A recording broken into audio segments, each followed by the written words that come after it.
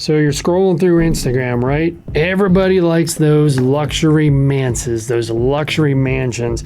I mean, kids have built thousands of dollars worth of income on these real estate luxury Instagram handles, right?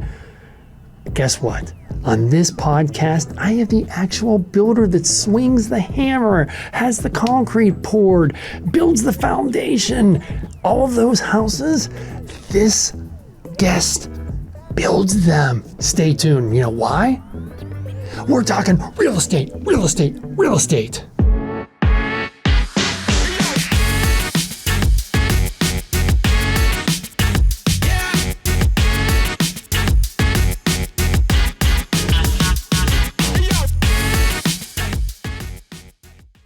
All right, Brian Teyssier here. I am with KMR. Kyle? How's it going? So what I want to do is, as I always do on all my podcasts, when I present a guest to you, it's not just going to be some random person that wants to come on. It's going to be somebody that knows what the they're talking about. So this guy here builds a bunch of stuff, but the reason I know him is because he is building a luxury and ultra luxury houses that my brokerage is listing for the developers. So I thought, you know, new construction podcast, what an opportunity to talk to somebody that's building some of these houses you see on Instagram that you're drilling over and you're hitting that like button and you're sharing with all your people. This guy's actually building them. So I wanted to get him in. He's going to tell you a little bit about who he is, how long you've been in the business, you know, what's the biggest residential house you have built, you're currently building, what got you started, what mistakes have you made.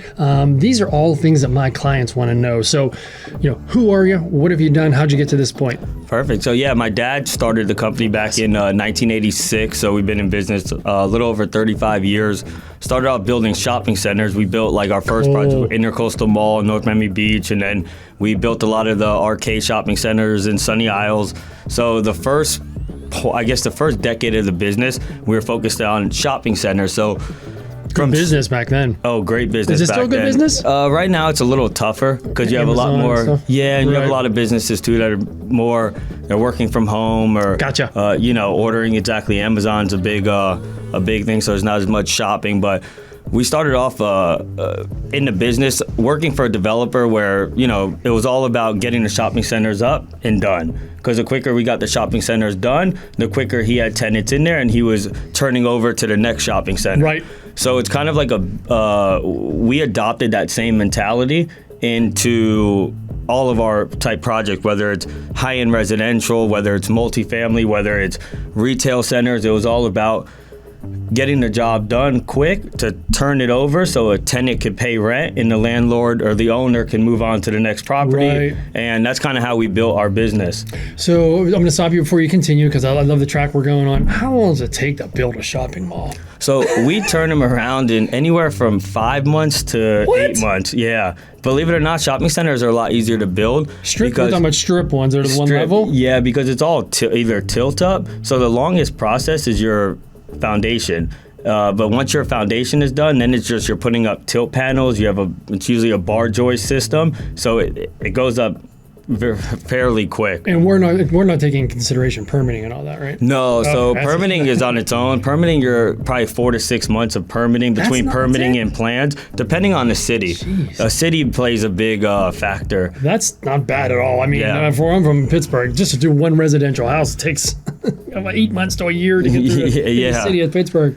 Yeah, no, it's all about who you know, having a good architect. If the architect is known in the city, then their plans are, you know, the reviewers, of course, if the reviewer is familiar with the architect, it's either a good or a bad thing. It's a good thing if they're known to have the detail, do the right things, because they're going to be less the review process is just going to be smoother because they're going to be less mistakes in there. So the quicker you could turn, the more detail you have in the plans, and the less questions the city's going to have, and the quicker you could turn it around in the city. And you know, I just talked about my last podcast before you, and then we touched on working with experts. And my other podcast guy said, you know, he's talking about realtors. Everybody has their real estate license nowadays. You have some realtors that sell 2 houses a year, then you have some that sell a whole bunch. You want to go to the expert. You know, you want to go to the heart surgeon that just does 2 heart surgeries a year. You don't want to go to the builder that just builds 1 a year. You don't want to use the architect that just does, the architect's an actress. They do nails, and they do architect as well. You want to go to the professionals.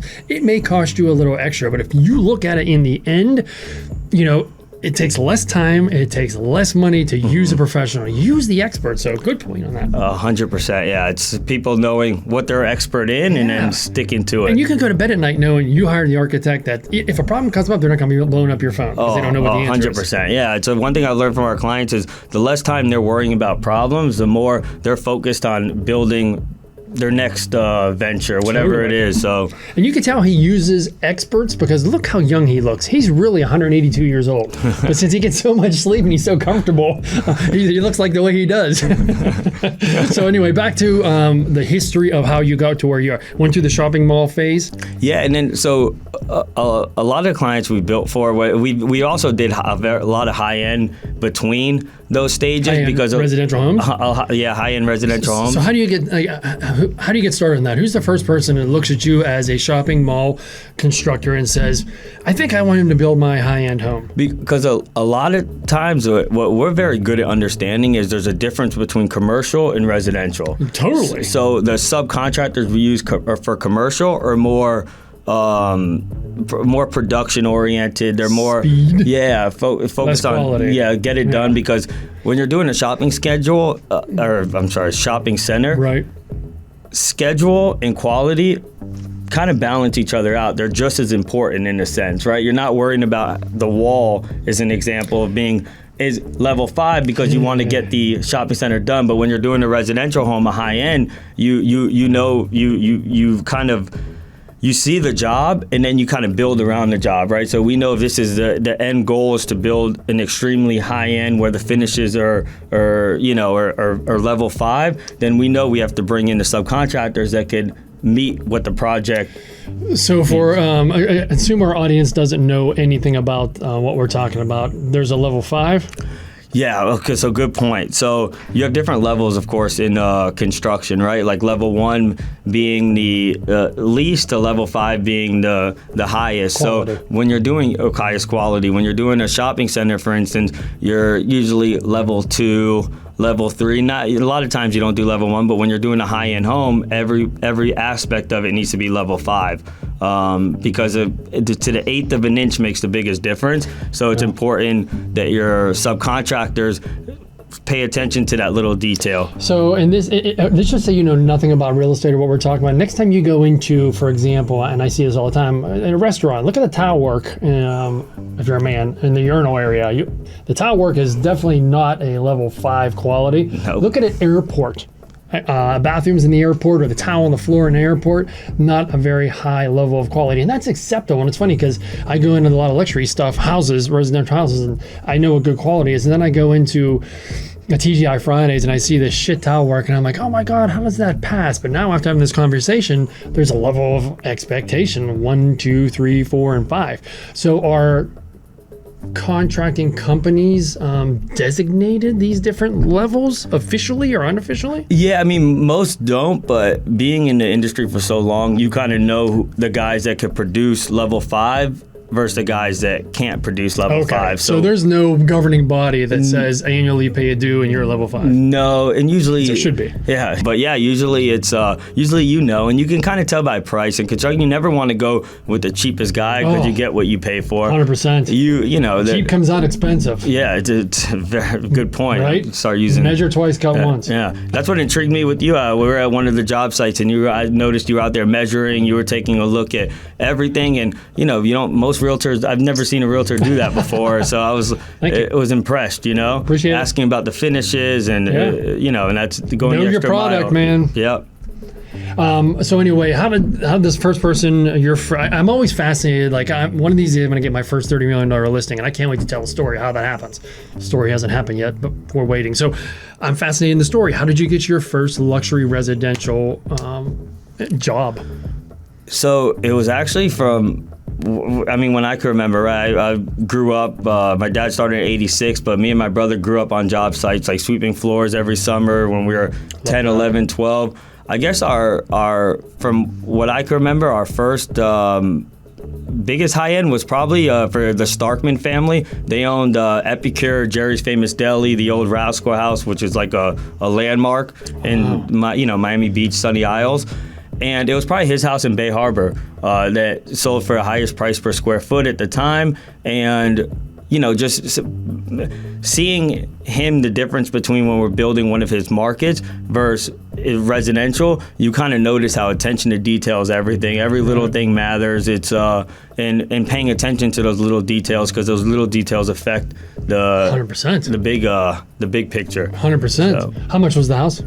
That sold for $7.5 million back then, which was a while back. Right. But then we've done stuff at Aquilina Mansions, which which was of course the highest finishes. They did onyx everywhere. So there's a major difference in that. All right, so if you watch my pros and cons videos, buyers, it's a pretty good option in this crazy market to buy something brand new. Either it's already being built, brand new construction, or something you can get on early. You pick your finishes, etc. You want to contact the Brian Sells brand. No matter where you're at, if you're in the Pittsburgh market, if you're in the Southeast Florida market, I don't care if you're over in Wisconsin. I've got spider webs of colleagues just like me across the United States and Canada, so I can refer you to somebody that can meet your needs. If you are a buyer that is struggling to get a house, contact the Brian Sells brand now. Funny story is I had a contact at Aquilina, not the mansions, I don't think. The new buildings that I think they're finally just filling. And they gave me a tour, a construction tour, and you had to go on one of those elevators that are attached to the outside. And for those realtors that go on that every day, I was like, what's going on? And they took us in the bathrooms, and there was no drywall anywhere. Nope.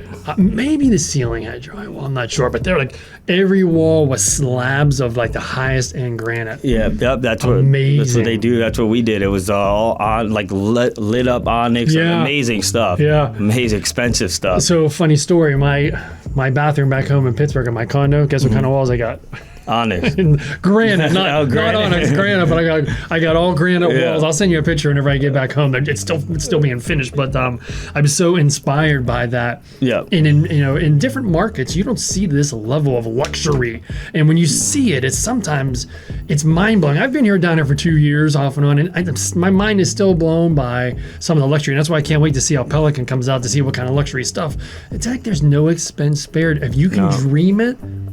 We could build it. It could be done. Yeah, right? Yeah. If you dream it, we build it. It's absolutely mind-boggling.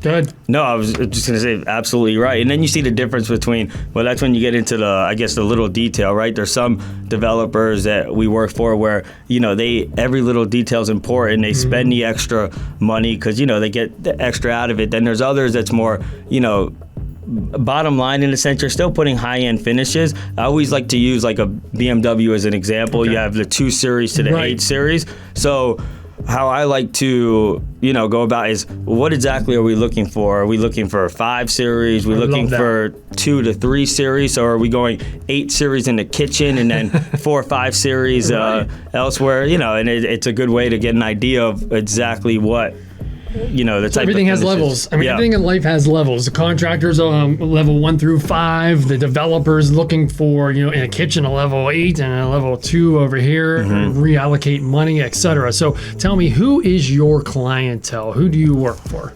So most of our clients, developers, of course, where they're looking to, of course, increase their bottom line, to have turnover.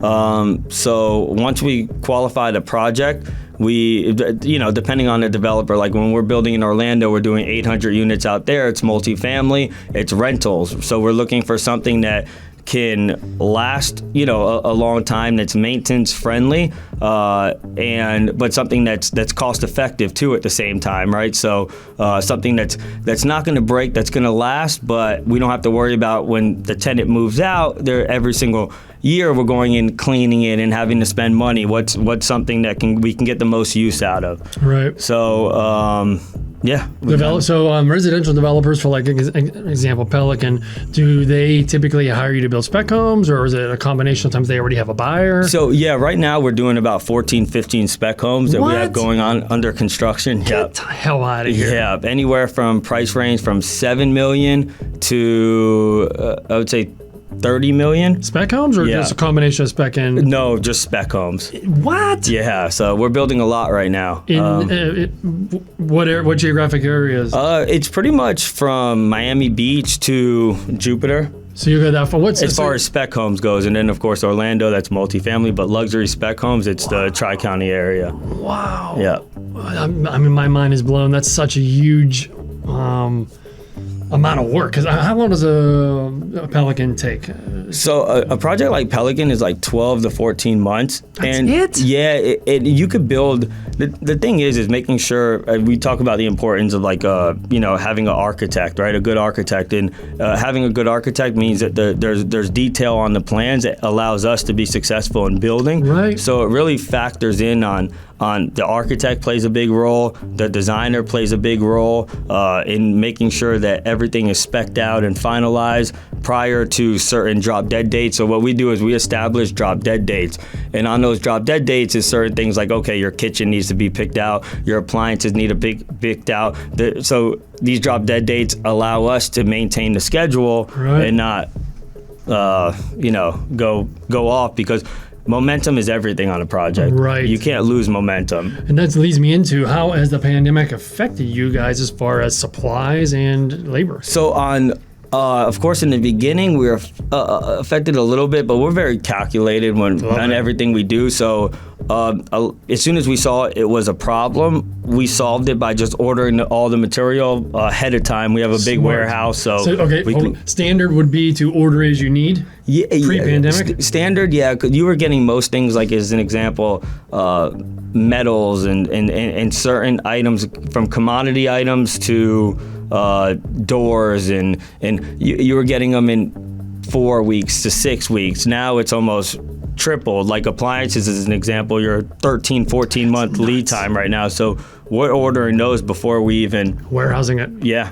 before we even start the project, because you need to. That's what a good developer does. We have a developer in Pittsburgh. I'm on condo buildings, Lawrenceville Lofts, and the builder there, they typically ordered as they needed, and they rented a warehouse, ordered for all the units, which I'm sure they were not happy about, because it has to cost some shing, right? And stick it all in this warehouse. Oh, yeah. But when they needed it. Yeah, because all it takes is one little thing, and it slows 100%. The project down. So if you make sure you have everything, it keeps the project rolling. 100%. And you don't have to remobilize. You mobilize once, and then you demobilize when you're done. Mm-hmm. So that's still mind-boggling. How big roughly is Pelican? Almost 11,000 square feet? It's 10,400 under air, and then 14,600 gross. And I mean, even with all the supplies and stuff, only a year to build that? Yeah, on that one would be at about 13, 14 months. What's the slowest part of the process of the physical construction, you think? It's probably the switch over from structural to, starting your roofs, because in that meantime, you have a lot of things happening. You have your windows and doors getting installed, and then you're also trying to start your interiors at the same time, but you have to make sure you're dried in order to start doing your roofs. Right. So it's probably that transition from structural to completion to getting it dried in and then starting your roofs. How are the local municipalities as far as coming out and inspecting the plumbing and electric? Are they pretty good? Yeah, you definitely have your cities that are great to work in, and then you have your cities that are tougher to work in. I'm not going to say any those names right now. What's your greatest? What's your toughest? You can shout out the greatest. I would say Sunny Isles Beach by far. Sunny Isles Beach in Fort Lauderdale has been really good too, but Sunny Isles Beach, they run a very efficient building department. They're very pro development in a sense, pro contractor, where if there's issues on the plans and the architect and the contractor and the city aren't seeing eye to eye, City of Sunny Isles will call everybody to their table, get everyone to the table and just say, hey, what do we got to do? This is what the miscommunication is. Let's figure it out. Let's work together. And that's probably one of the big reasons why City of Sunny Isles has had so much success over the past 15, 20 years, because their building department is run efficient. That's it. I mean, that's basically like an arbitration. When you have a group of people that can't come up with the right answer, you put them all together, and by golly, that eventually ends up working out. Solve the problem. And that is so smart. I mean, I'm involved in so many different cities. And it's just, man, I swear they're working against the builder, the developer, the buyer, the realtor. It's like they get off on making our lives miserable when we're trying to provide freaking housing, guys. We're not trying to, I don't know, launch rockets or grow weed crops. We're trying to housing. Let's get But if you together. wanted to, we'll build it. Yeah, that's right. Okay, so let's move on. What else? What other things do you guys, could somebody hire you for to build? So I guess anything that's spec related. I mean, you have different type of builders, right? You have a custom home builder, which, you know, of course, when we're doing custom to a certain extent, but a custom home builder that's going to sit there, work with the architect on design, work with you and holding your hand and stuff and going throughout the process. So you have builders that kind of focus on the custom home building. Then you have builders that kind of focus on renovations because they developed a system for renovations. Mm-hmm. Usually a general contractor won't do, some do, but most won't do new construction and renovations because it doesn't allow you to really systemize your procedures in a sense because there's so many steps that are different for renovations. There's so many variables. Yeah, so many variables. Do you have you knocked down houses, done infill where you knock them down? Yeah, it's a lot of that. A lot of that. Yeah, so because you do a lot of waterfront. We do a lot of waterfront. And yeah, most all waterfront has been occupied for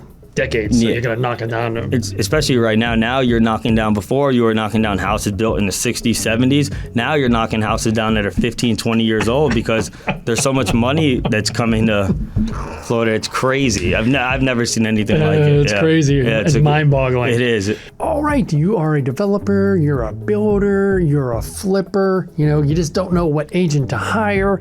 You want to hire the Brian Sells brand. Why is that? Because just like this Measure Twice, Cut Once podcast that is specific to new construction, I have a buyer client list that is looking for a flip, is looking to build a brand new house with a 2-car garage, or looking for a luxury manse. They're going to be watching this podcast. So I have those buyers. It makes sense to hire the Brian Sells brand to list your properties. You want to get me in super early. I like to be in the very beginning so I could help point you to what buyers want.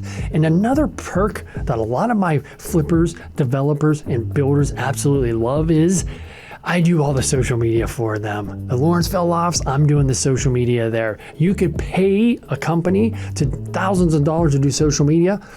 They don't know real estate. They're not on site. They just don't get it. I have experience since 2007 doing this.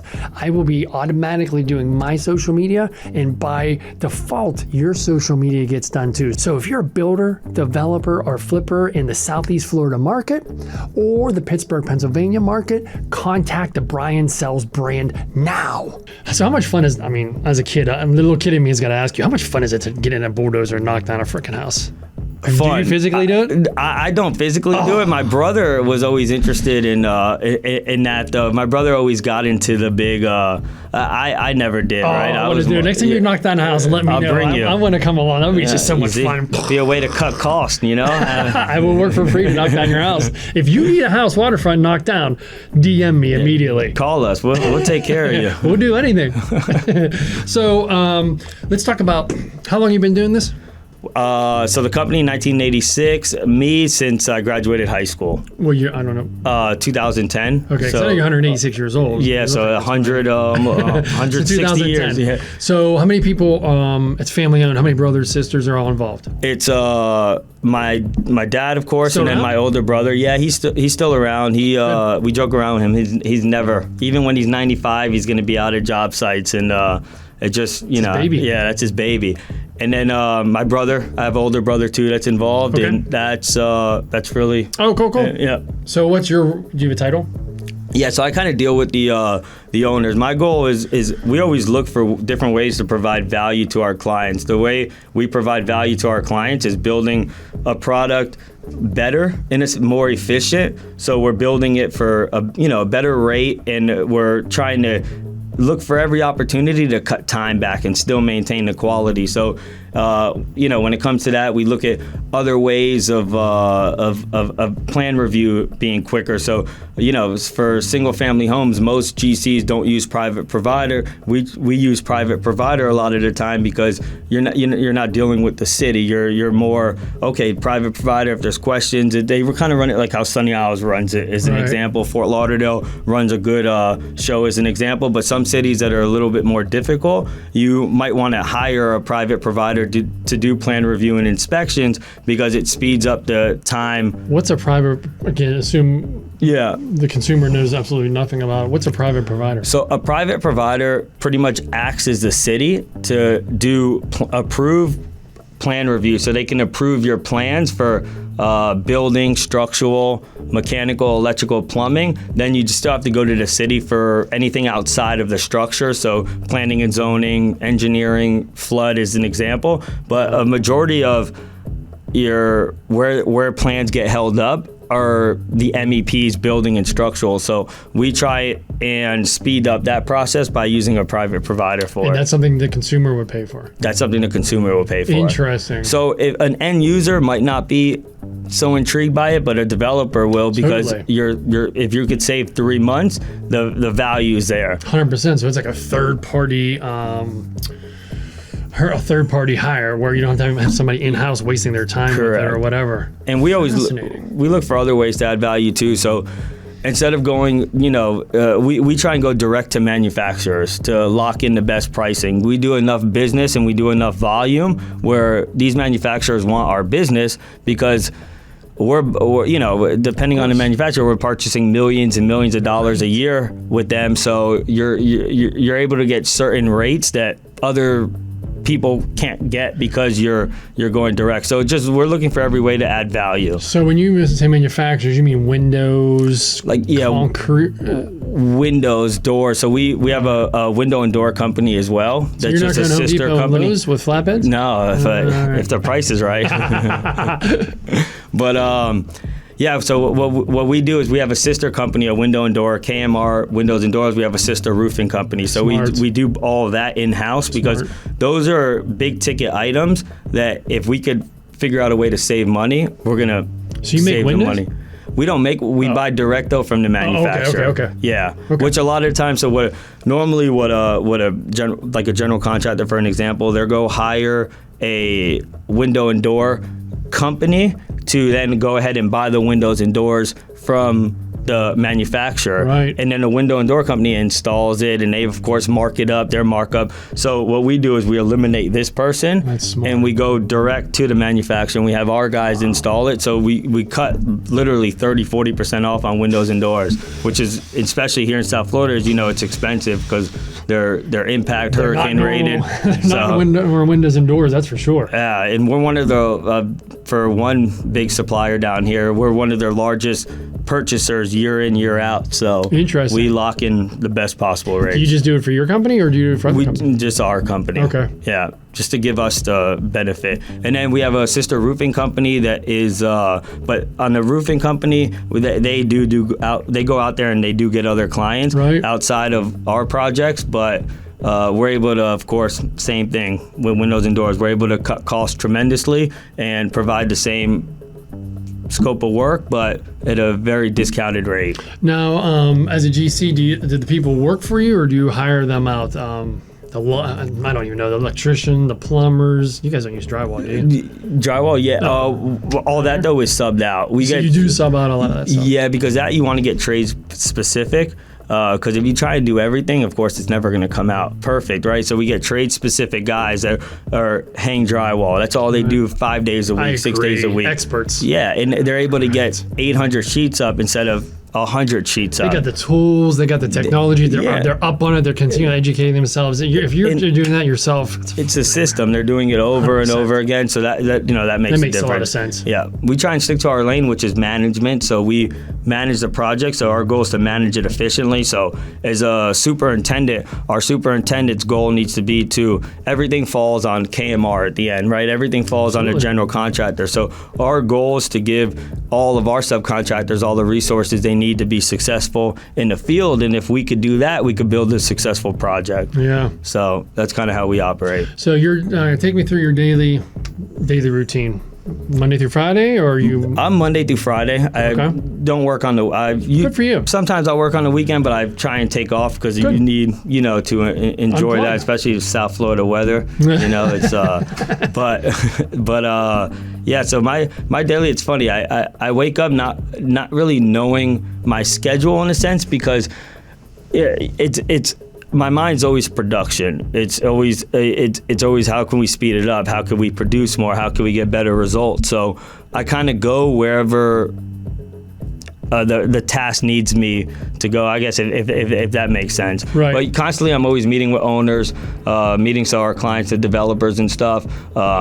What a lot of developers like to do is they get us in early. So what we like to say, it's very important. So whether it's multifamily, a shopping center, as an example, we're doing industrial, 330,000 square feet of industrial, where they're working out a deal with, I can't say the name, but it's where you buy all your stuff from, if you know where I'm getting at. So Gotcha. They're working out a deal with them. So we have to build this warehouse to what they want, the heights and what they want us to build it out to. But in the meantime, we're value engineering it, right? So we know if we have to get 18-foot ceilings, okay, what's the most efficient way and what's the most cost-effective way to do so? And it's the same thing if we're building a spec home. So they have a design. Once the architect and the developer agree on a design, then our goal is to go in there early on and VE it, so value engineer it. So we're looking for ways to get that design without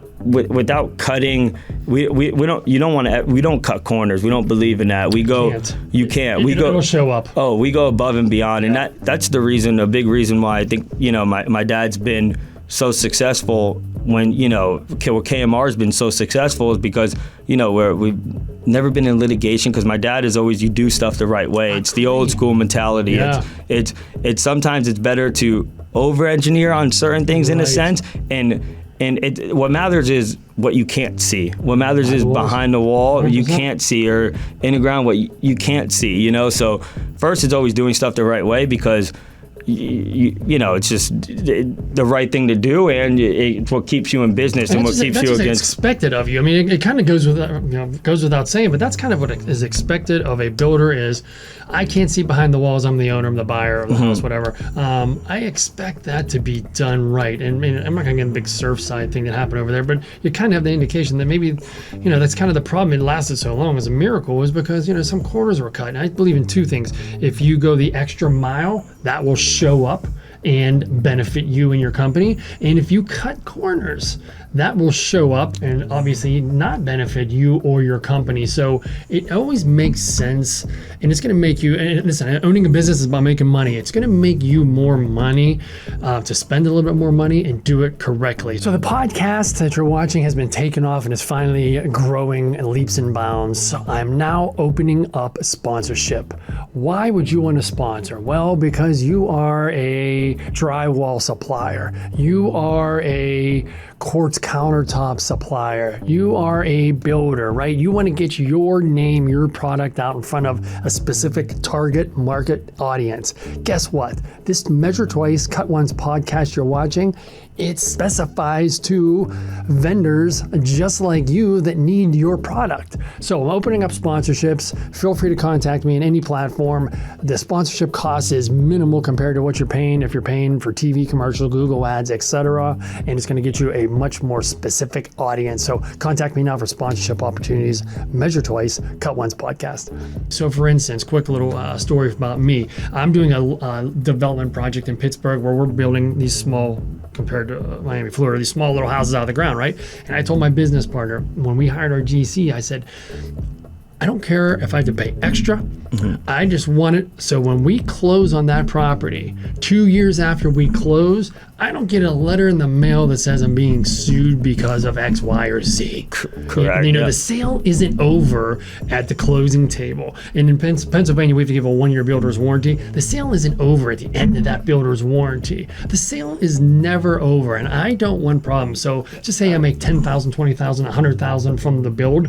It's not worth it to me me if I have to go and pay money for litigation and time and stress and everything else. I couldn't agree more. And it also too, it's your name and it's your brand, right? If they know, if you're the GC behind it, you want to be excited about it, but you want to be that stand behind it, right? So like if I know I built it, I don't want issues, because the last thing you want to deal with is 5 years or even 10 years down the line is issues. So, like, and that'll ruin your business. Yeah. If one developer hears that, you used the wrong grade cement block and a wall caved in during a hurricane or tornado or heavy storm, whatever, I mean, your business is done. Yeah, and that's one thing we always use for things like waterproofing, things like caulking. We use the highest grade. So even if the architects spec a certain medium grade, those are things you always want to spend the money on. You always want to spend the money on the caulking, the those type of materials are so important. I tell people, in reality, it's more important to spend money on that. Spend a little less money on your kitchen cabinets. We're not talking to reallocate costs, but because you're talking $10,000 difference versus you're spending $120,000 on your cabinets. Spend $110 and spend the extra $10 on the things you don't see, and it makes a big difference. Oh, big time. I'm going to tell you a little story you don't even know. So I go up, when I come into town, I go up to Pelican and I fly the drone around. I just get updates for the consumers, etc. And I'm up there and I'm scaling up these ladders and flip-flops with the drone on my back. And there's some guy painting something by the windows. Yeah. And I'm like, what? I say, excuse me, what in the hell are you doing? He's like, we have to paint. I don't know if it's, I'm calling it paint, but I'm sure you'll correct me. It's waterproofing, yeah. Some sort of waterproofing that has to go out so many inches in every direction around windows that weren't even installed yet, to make sure that the water didn't penetrate. I don't know. You tell me the concrete. That's exactly what it is. Yeah, you're waterproofing those areas to make sure that no water gets in. So you're keeping it watertight. Yeah. And it's even, sometimes we go above and beyond for things like that, as you saw. Yeah. It was absolutely crazy. I had never heard of it, and I just thought this guy was losing his mind. He was painting cinder blocks. I was like, I gotta ask you, what in the hell are you doing? He's like, oh yeah, we do this, blah blah blah. And that product, that technology, is a result of there being a problem. I mean, correct. Yeah. Water whisking through something. In Pittsburgh, there was a school, an old school, 100 years old, 100 plus years old, right? And this developer that had not a lot of experience gutted it and put condos in. And I guess he didn't do some sort of vapor barrier or whatever. And as time went on, water wicked. Moisture, I should say, wicked through the concrete and came through the drywall, and the latex paint was rippled because it was nobody could figure out why. And that's a big issue. It's like you see that here too with stucco. Do you? Yeah, it's when as soon as water gets behind stucco, it starts debonding. So it starts because it starts eating away at the bonding agent, and then once it starts eating away at the bonding agent, it will slowly. That's why when you look at a building, you deal with the 558 claims. It's because a small little detail like the flashing on the roof could be the water coming down. If gravity, right? It's always going to come down. So water always penetrates the weakest, the easiest. It does, and what stucco is not waterproofing, right? Stucco is an aesthetic cosmetic look, in a sense. So. That's a big. So even things like prepping your wall is so important. So you're pressure cleaning, you're getting all the dust and everything out, so you have a clean surface. You're using a good bonding agent so it can adhere to it properly to avoid any issues.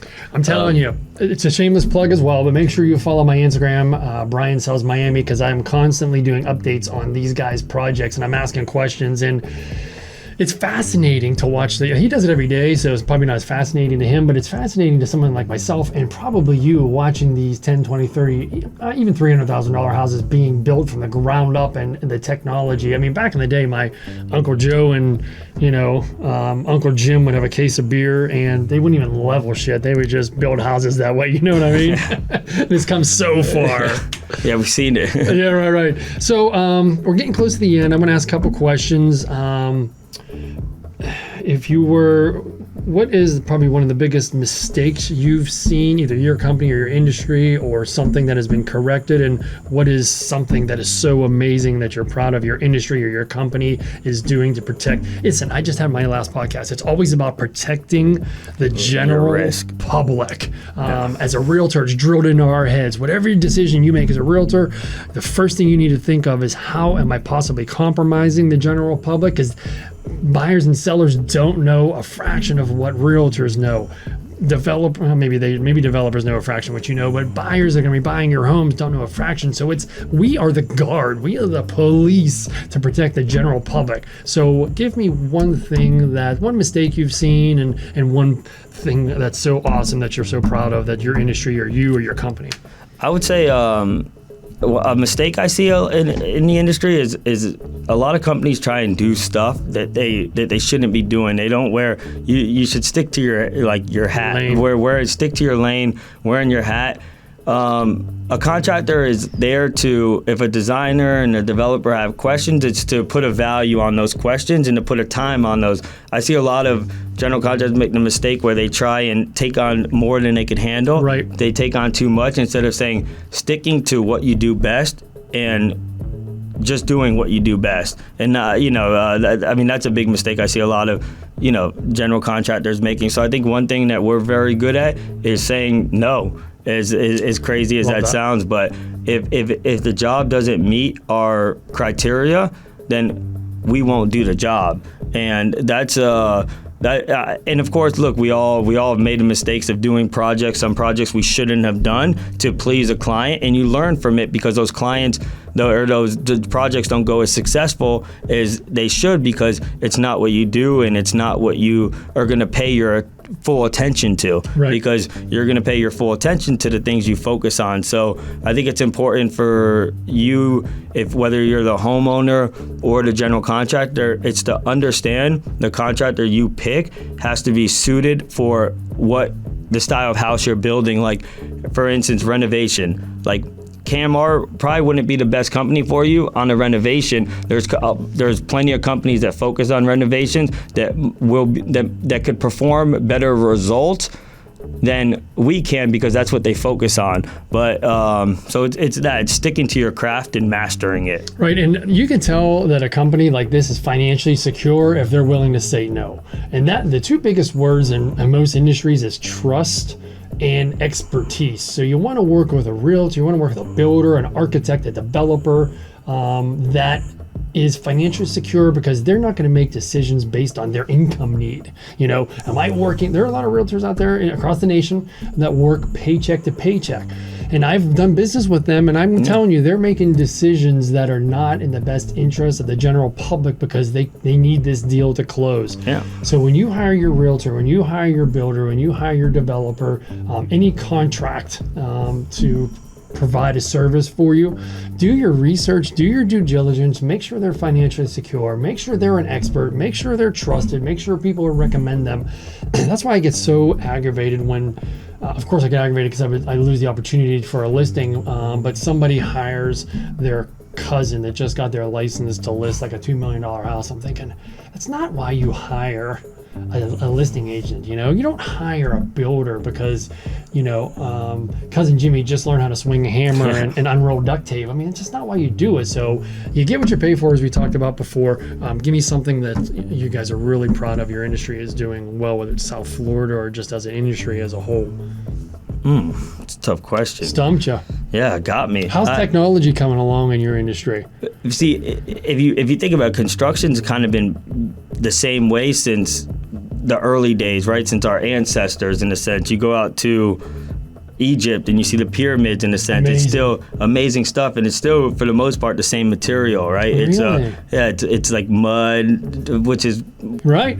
Concrete in a sense. Yeah. Like those type of aggregates are similar in a sense, but it's very tough to innovate the construction industry. So what you want to focus on is innovating your process in the construction industry. That makes sense. How can I stand out from, I guess, other general contractors, is to innovate your process and not try and reinvent the wheel, I guess, if that Right. makes sense, for building methods, because there's so many procedures and stuff in place. It's a tougher industry to innovate, but I guess that's the innovate your process, you know? That's a good answer. If everything stays pretty much copacetic, then that's just as good as answer as anything else. Yeah. And I mean, really, who would be responsible for bringing some of the new technologies? Architects?